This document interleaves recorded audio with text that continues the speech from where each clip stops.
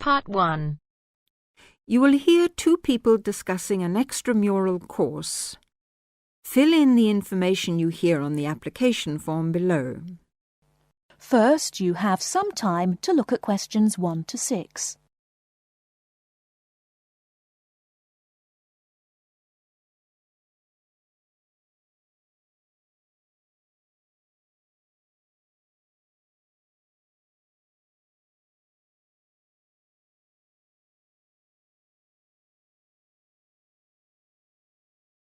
Now, here is the conversation.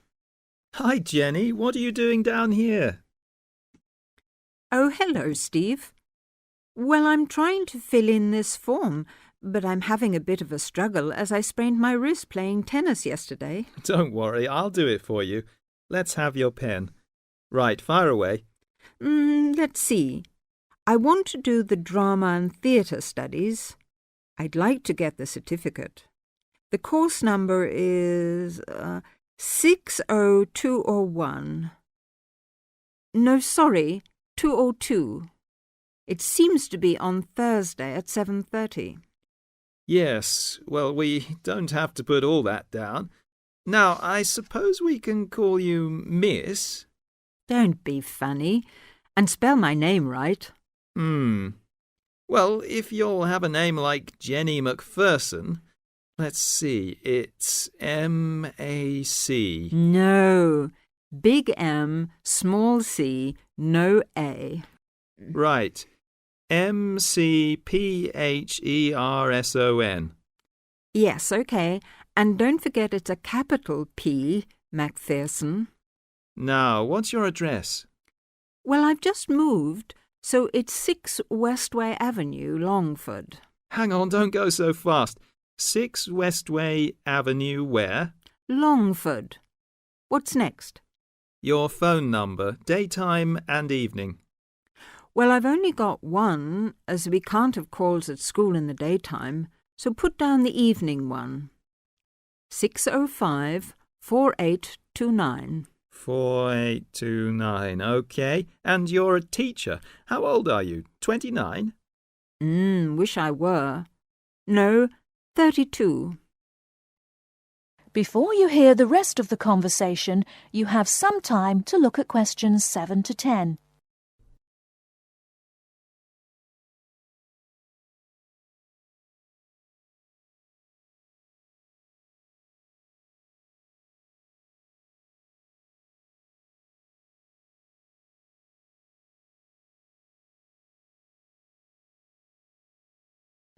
Now listen and answer questions 7 to 10. Do they want my date of birth? No, don't seem to. Just age. How about educational qualifications? Well, I've got a degree in English literature and a diploma in media studies. Media studies, right. Now, have you ever done any of these extramural courses before? No, don't think so. Although I did do something on psychodrama once. But no, it wasn't extramural, was it? That seems to be it, except for the fee. Yes, well, that's the same for all the central courses. I think £25. I suppose I have to include it with this form. Looks like it. Do you want me to write the cheque out for you? But you'll have to sign it. That is the end of Part 1. You now have half a minute to check your answers.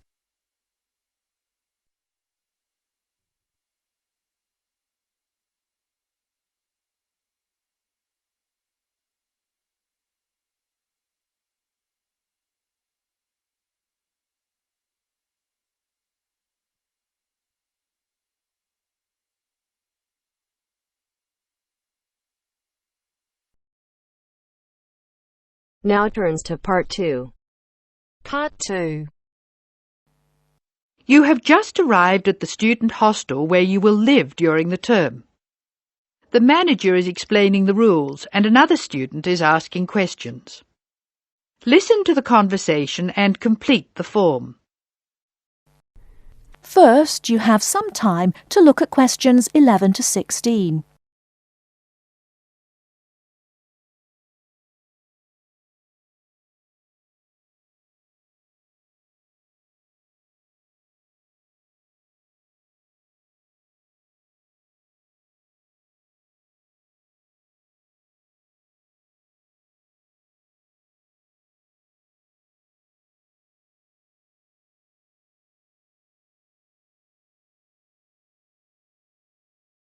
Now, listen carefully and answer questions 11 to 16.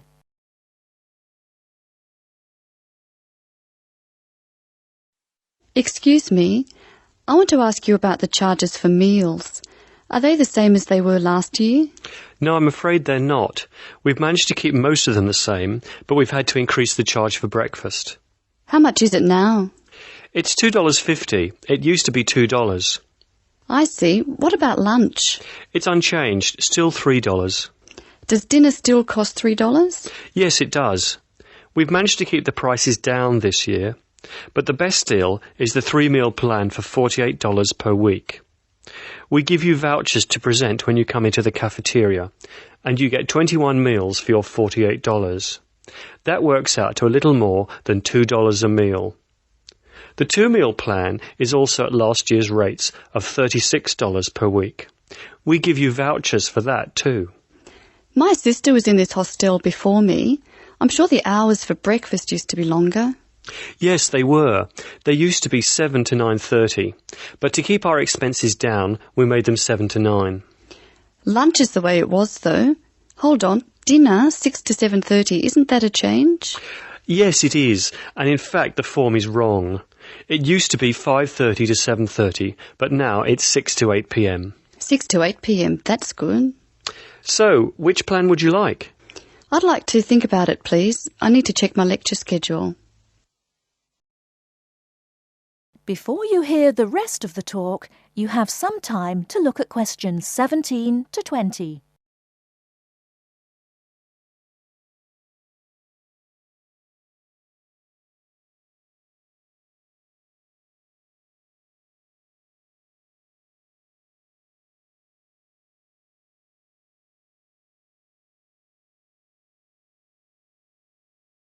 Now listen and answer questions 17 to 20. Can you tell me how to get to my room, please? Of course. You're in the new wing, which is very freshly painted and pleasant. But I'm afraid you're going to have to go to a couple of other offices before you can have the key. You're in the admissions office now. Leave this office and turn right and go to the end of the hall. The last office is the fees office, where you can pay the balance of your room deposit. They'll give you a receipt. OK. After you've been to the fees office, come back past admissions. You'll see a very large room at the northwestern corner of the building. You can't miss it. That's the student lounge, and if you go in there, you can meet some of the other students and see who'll have a room near you. That's good. Can I get a cup of coffee there? Yes, there's a vending machine in the corner. Then go to the key room, which is opposite the lift and next to the library. Show them your receipt, and you can pick up your key there. My luggage was sent on ahead. Do you know where I should collect it? The box room is next to the women's toilet. You'll have to get the key from the key room. Thank you. That is the end of part 2. You now have half a minute to check your answers.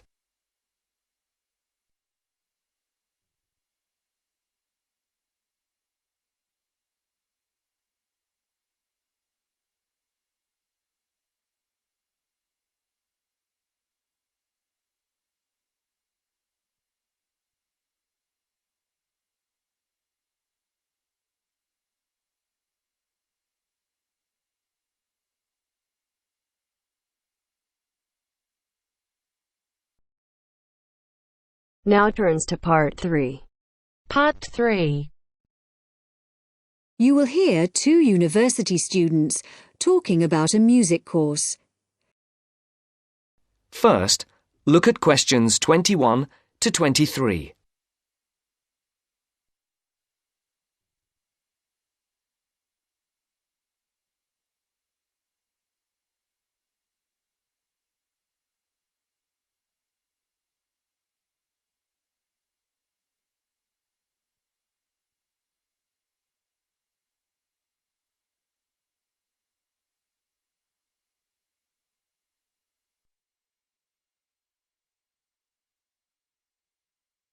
As you listen, answer the questions.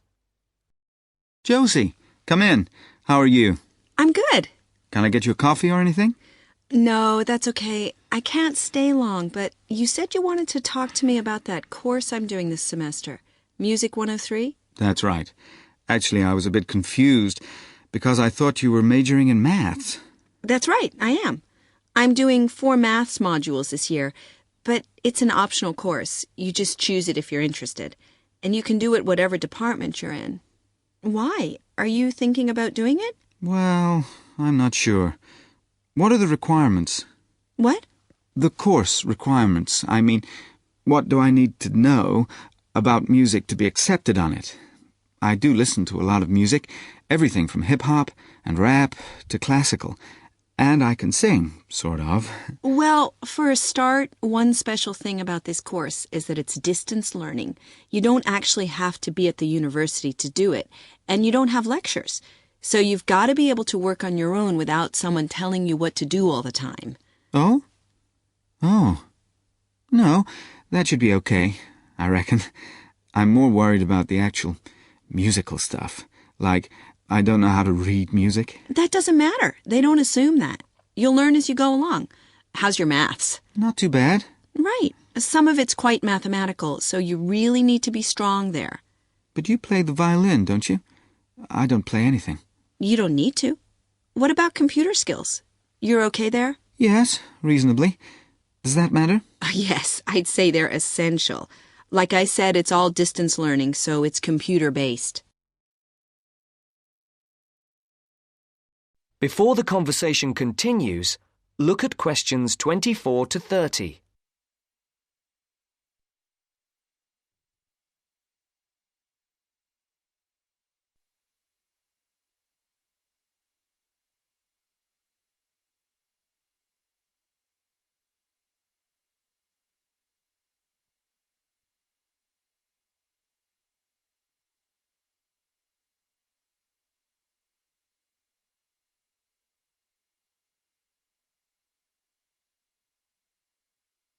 Now listen to the second part of the discussion.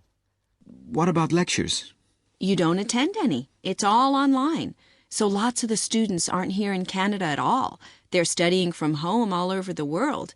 We've got someone from my group in Jamaica and a couple from Taiwan. Oh, and some from Hong Kong as well. So, how does it work?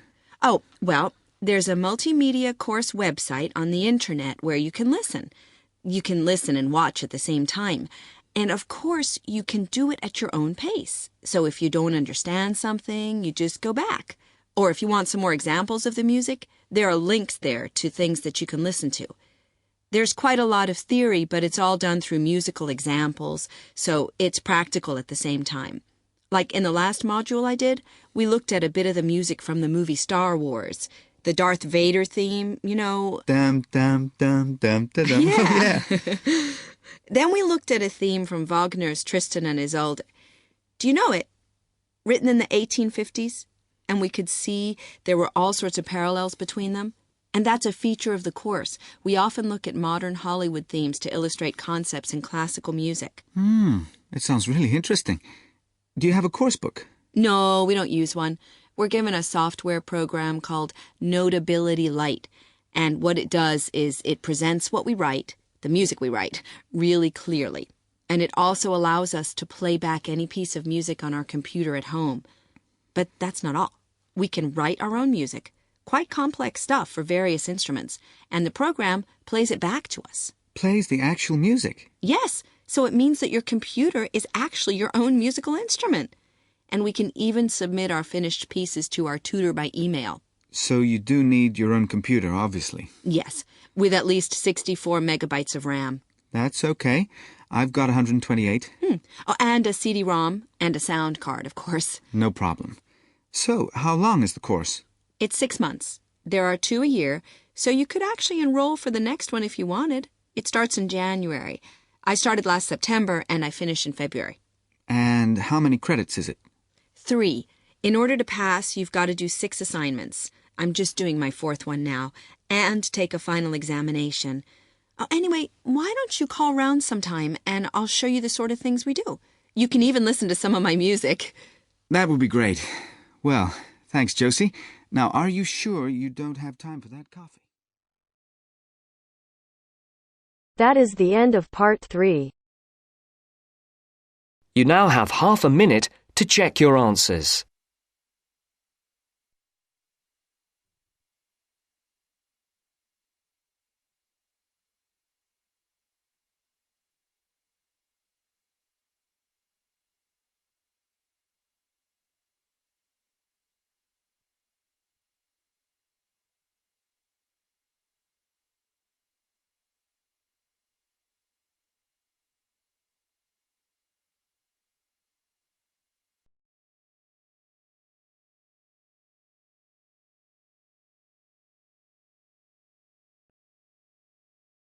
Now turns to part 4.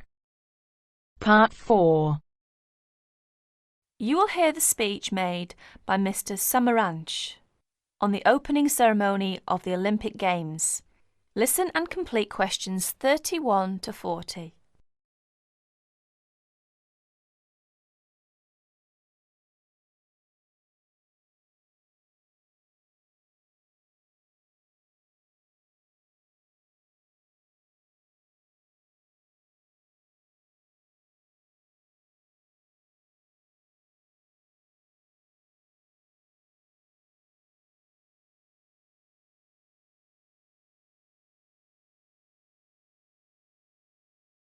Here is the President of the International Committee, Mr. Samaranch's speech at the opening ceremony of the 26th Olympic Games. I'll read it for you.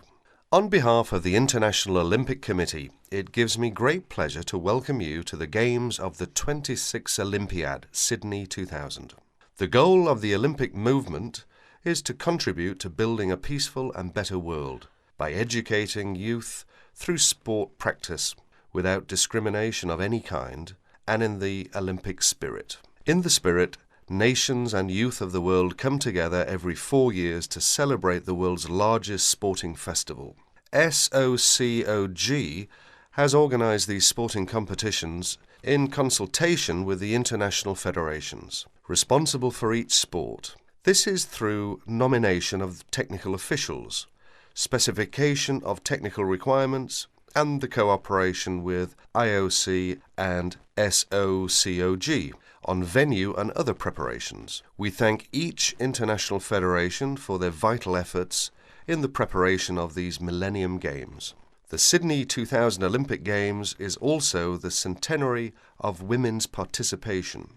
With a record number of events and disciplines for women at the Games, the Olympic movement continues to recognise and support the vital role of women in sport. As we embark on a new millennium, it is the Olympic Games that will continue to unite the world and celebrate humanity.